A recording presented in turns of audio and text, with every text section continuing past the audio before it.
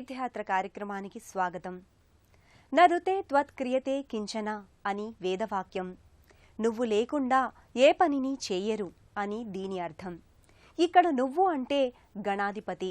దేవతలందరిలో తొలి పూజలందుకునే మొదటి వేలుపు గణేశుడు. గ అనే అక్షరం జ్ఞానవాచకం. ణ అంటే నిర్వాణం. జ్ఞాన నిర్వాణ శాసకుడు వినాయకుడు. అలాంటి విశిష్ట నాయకుడైన వినాయకుడు సిద్ధి వినాయకునిగా ముంబై మహానగరంలో భక్తాభీష్ట వరదునిగా కొలువుదీరి ఉన్నాడు. కుడివైపు తిరిగిన తొండముతో కోరిన వరాల్ని వెంటనే అందించే క్షిప్రప్రసాదిగా సిద్ధి వినాయకుడు భక్తుల్ని అనుగ్రహిస్తున్నాడు. ఈ దివ్యమైన భవ్యమైన ఆలయ విశేషాల్ని నేటి తీర్థయాత్రలో తిలకిద్దాం.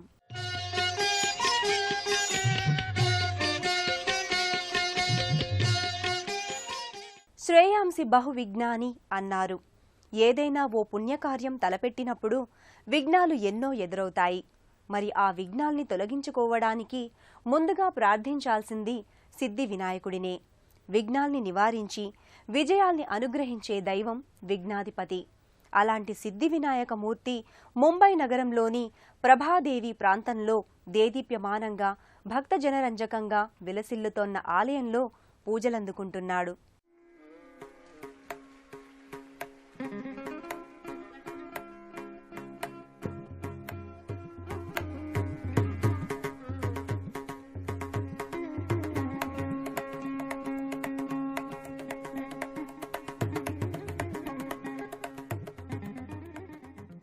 ముంబై మహానగరం మన దేశ ఆర్థిక రాజధానే కాదు, ఆధ్యాత్మిక సన్నిధి కూడా.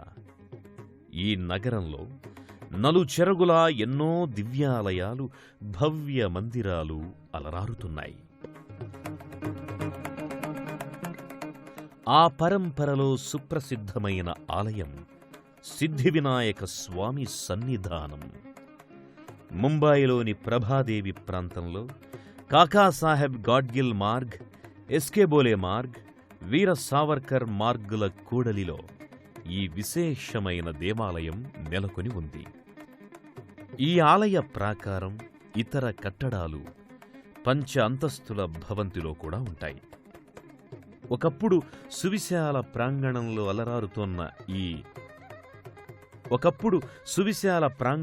అలరారిన ఈ దేవాలయం ప్రస్తుతం అనేక వాణిజ్య సముదాయాల మధ్య ఆకట్టుకుంటోంది. అద్భుతమైన శిల్పకళా నగిశీలతో, ఆకట్టుకునే కళా నైపుణ్యంతో ఆలయలోగిలి సర్వాంగ శోభితంగా ఉంటుంది.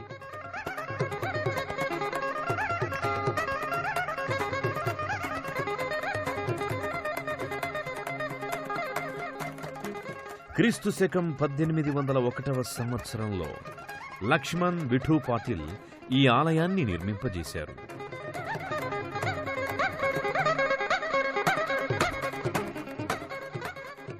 మాతుంగ ప్రాంతానికి చెందిన శ్రీమతి దేవుభాయ్ పాటిల్ ఆర్థిక సహాయంతో ఈ ఆలయం నిర్మితమైంది.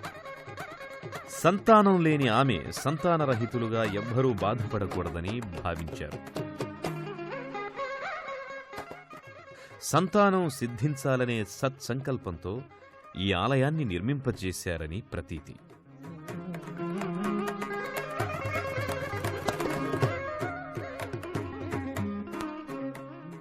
క్రీస్తు శకం 1801వ సంవత్సరం నుంచి 1952వ సంవత్సరం వరకు సిద్ధి వినాయక స్వామి ఆలయంలో ఎలాంటి మార్పు లేదు. 1952వ సంవత్సరంలో ఈ ఆలయాన్ని పునర్నిర్మించారు.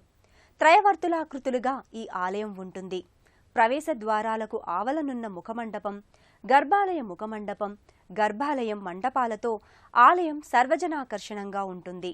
గర్భాలయంలో గణపతి సిద్ధి వినాయకునిగా, వరసిద్ధి దాయకునిగా కొలువుదీరి ఉంటాడు. ముంబై సిద్ధివినాయక స్వామి ఆలయంలోకి అడుగిడిన భక్తులు దివ్యమైన ఆధ్యాత్మికానుభూతికి లోనవుతారు. ఆలయ ప్రధాన ప్రవేశ ద్వారంపై నగిశీలతో కూడిన కొయ్య ఆకృతులు నెలకొని ఉంటాయి.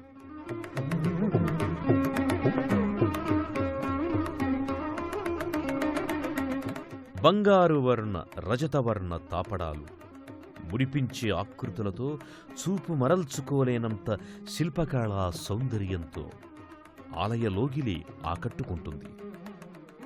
గర్భాలయానికి 4 ద్వారాలుంటాయి. స్త్రీ పురుషులు వేర్వేరు వరుస మార్గాల ద్వారా గర్భాలయంలోకి ప్రవేశిస్తారు.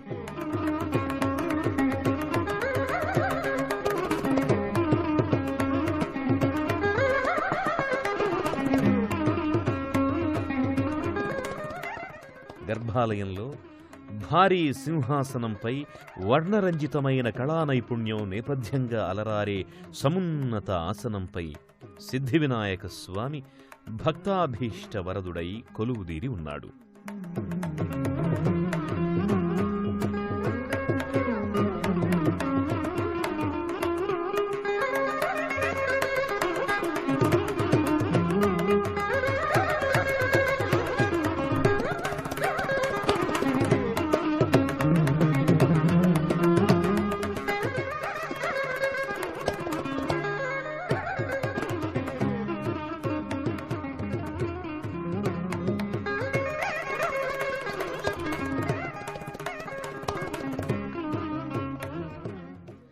సింధూర వర్ణమయమైన సిద్ధివినాయకుని దివ్యమంగళ విగ్రహాన్ని దర్శించి భక్తులు పులకాంకితులవుతారు.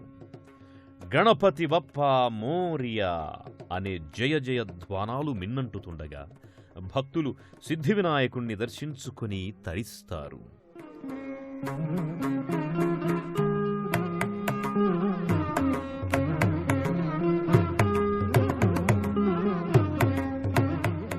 గణపతి స్వరూపాలలో కుడివైపు తిరిగి ఉన్న తొండం ఉన్న వినాయకుని రూపం ఎంతో విశిష్టమైనదిగా చెబుతారు. లక్ష్మీ గణపతి స్వరూపంగా, క్షిప్రప్రసాద గణపతి స్వరూపంగా భక్తులు ఈ గణపతిని ఆరాధించుకుంటారు. సిద్ధిట క్షేత్రంలోని గణేశ రూపానికి, తమిళనాడులోని కర్వగ వినాయకునికి కూడా కుడివైపు తొండం తిరిగి ఉంటుంది. తమిళనాడులో ఈ తరహా వినాయక స్వరూపాన్ని వలంపురి పిళ్ళయార్గా వ్యవహరిస్తారు.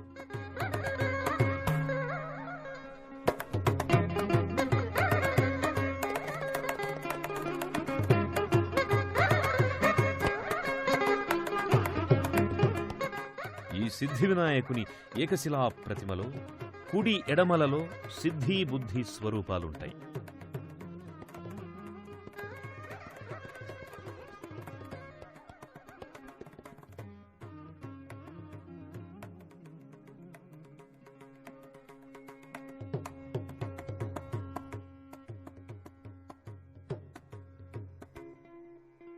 ముంబై సిద్ధి వినాయక స్వామి ఆలయం విలక్షణ శిల్పకళా నైపుణ్యానికి మచ్చుతునక.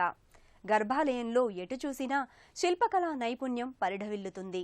గర్భాలయ పైకప్పులు భారీ గుమ్మటంగా ఉంటాయి. ఆలయ కూడ్యాలపై, తలుపులపై విలక్షణ వర్ణరంజిత ఆకృతులుంటాయి. ఓ మనోహర ఆధ్యాత్మిక ప్రపంచం భక్తుల్ని తన్మయుల్ని చేస్తుంది. సింధూరవర్ణమైన గణపతిని తరుణ గణపతిగా వ్యవహరిస్తారు. తరుణ గణపతి ఆరాధనం సకల శుభదాయకం. సత్వరం గణేశానుగ్రహాన్ని పొందాలంటే తరుణ గణపతి ఆరాధనమే తరుణోపాయమని చెబుతారు. అలాంటి భక్త సులభుడైన సిద్ధి వినాయకుని ఈ దివ్య సన్నిధి భక్తుల పాలిట స్వర్ణధామం. జయ గణనాథ సిద్ధి వినాయక బుద్ధి ప్రదాయక శ్రీ గణనాథ జయ గణనాథ సిద్ధి వినాయక బుద్ధి ప్రదాయక. గర్భాలయం అష్టకోణాలుగా విభజితమై ఉంటుంది.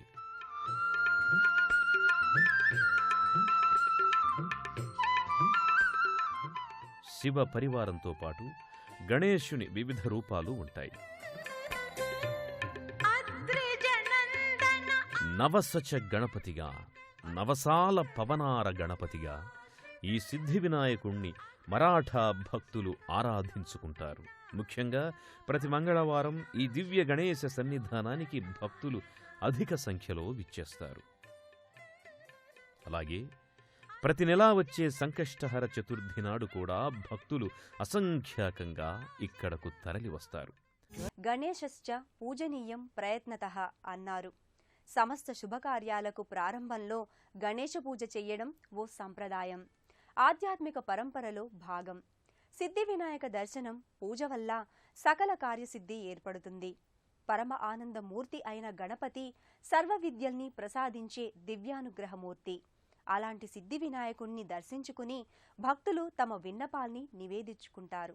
స్వామి వాహనమైన అనింద్యుడు అనే ఈ మూషికం భక్తుల కోరికల్ని శ్రద్ధగా విని గణపతికి వివరిస్తాయని సిద్ధి వినాయక స్వామి స్వయంభువుగా ఆవిష్కారమయ్యాడని ప్రతీతి. గణేశ ఆలయంలో ఉండే ఆంజనేయ స్వామి అత్యంత శక్తిమంతుడని ప్రతీతి. గణేశుడు రుద్రుని కుమారుడు కాగా హనుమంతుడు రుద్రాంశ సంభూతుడు. ఇరువురు శివతేజం వల్ల ఆవిర్భవించిన నరజంతు స్వరూపాలు. ముంబై సిద్ధి గణపతి ఆలయంలో కూడా ప్రసన్నాంజనేయ మందిరం నెలకొని ఉంటుంది. 1952వ సంవత్సరంలో ఎల్ఫిన్స్టన్ ప్రాంతంలో సయానీ మార్గం నిర్మిస్తోన్న ముంబై మహానగర పాలికా సంస్థ కార్మికులు జరిపిన తవ్వకాలలో ఆంజనేయ స్వామి విగ్రహం బయల్పడింది. అప్పటి సిద్ధివినాయక మందిరం ప్రధానార్చకులు గోవింద పాఠక్ సంకల్పంతో ఆ విగ్రహాన్ని ఈ మందిరంలో ప్రతిష్ఠించారు. ప్రధాన ఆలయంలో తూర్పు వైపున ప్రవేశ మార్గానికి ఎదురుగా ఉత్తరాభిముఖంగా ఆంజనేయ స్వామి మందిరం ఉంది. ఆంజనేయ స్వామి మందిరంలో ఆంజనేయమూర్తి 4 అడుగుల ఎత్తులో గదాధారిగా సింధూరవర్ణ శోభితంగా భాసిల్లుతాడు. మంగళ శనివారాల్లో ఈ మంగళమూర్తి మారుతిని భక్తులు అధిక సంఖ్యలో దర్శించుకుంటారు. నమో మారుతిం రామదూతం నమామి. నమో ఆంజనేయం నమో దివ్యకాయం నమో వాయుపుత్రం నమో సూర్యమిత్రం. దేశంలోని ఏ ప్రాంతం వారైనా ఛత్రపతి శివాజీ టెర్మినల్ స్టేషన్కి, అక్కడ నుండి ముంబైలోని దాదర్ రైల్వే స్టేషన్ నుంచి ఈ ఆలయానికి సులభంగా చేరుకోవచ్చు. మూలాధారంలో ఉన్న కుండలిని శక్తిని సహస్రారం చేరినప్పుడు జాగృతమయ్యే శక్తులు సిద్ధి, బుద్ధి. ఈ రెండిటిని గణేశుడు తన భక్తులకు ప్రసాదించి వరసిద్ధి వినాయకుడయ్యాడు. గణపతి ఉపనిషత్తు సృష్టి స్థితి లయకారకుడిగా గణపతిని కీర్తించింది. కొలిచిన వెంటనే ప్రసన్నుడయ్యే భక్తసులభుడు సిద్ధి గణపతి. ఆ గణపతి కరుణను సదా అర్థిస్తూ మరో క్షేత్ర సందర్శనంతో తీర్థయాత్రలో మళ్లీ కలుసుకుందాం. నమస్కారం.